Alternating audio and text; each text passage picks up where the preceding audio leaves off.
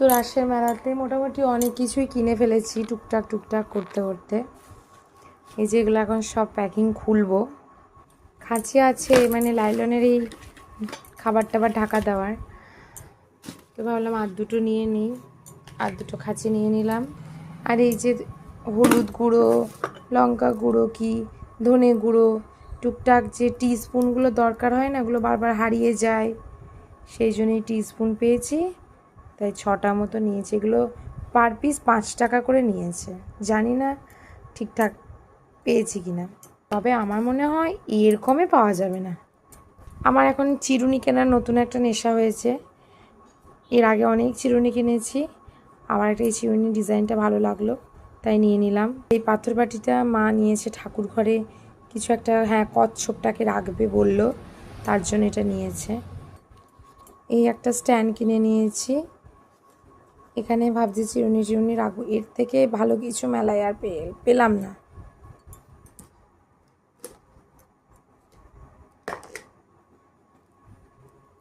আর এই যে প্রচুর কাপ কেনার নেশা আমি আমার মায়ের কাছ থেকেই পেয়েছি মনে হয়।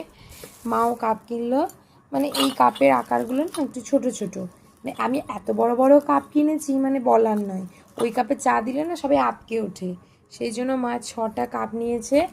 এগুলো পার পিস 10 টাকা করে, 60 টাকা দাম পড়েছে। সংসারে জিনিসপত্র কেনা আমারও একটা নেশা হয়ে গেছে। এই কৌটোগুলো কিনেছি, এই কৌটোগুলো আমি আমার শাশুড়ি মাকে কিনতে দেখেছিলাম কালাচাঁদ পুজোতে, প্রায় 1-2 বছর আগে কিনেছিল, এর থেকে ছোটো সাইজ ছিল, তো আমি বড় সাইজটা পেয়েছি 40 টাকা, আর মায়ের থেকে ছোটো সাইজটা কিনেছিল 30 না 35 টাকা। যাই হোক, আরেকটা ডালের মানে নিয়েছি, কৌটো নিয়েছি, এটা বেশ শক্তই আছে, শক্তপোক্ত।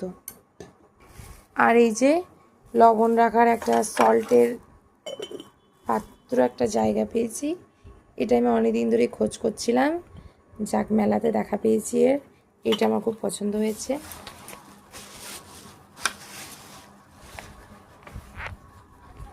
আর এই যে একটা ট্রে নিয়েছি, এটা টেবিলে টুকটাক রাখা হবে, তবে এটা খুব মজবুত, মানে বেশ ভালো শক্ত আছে।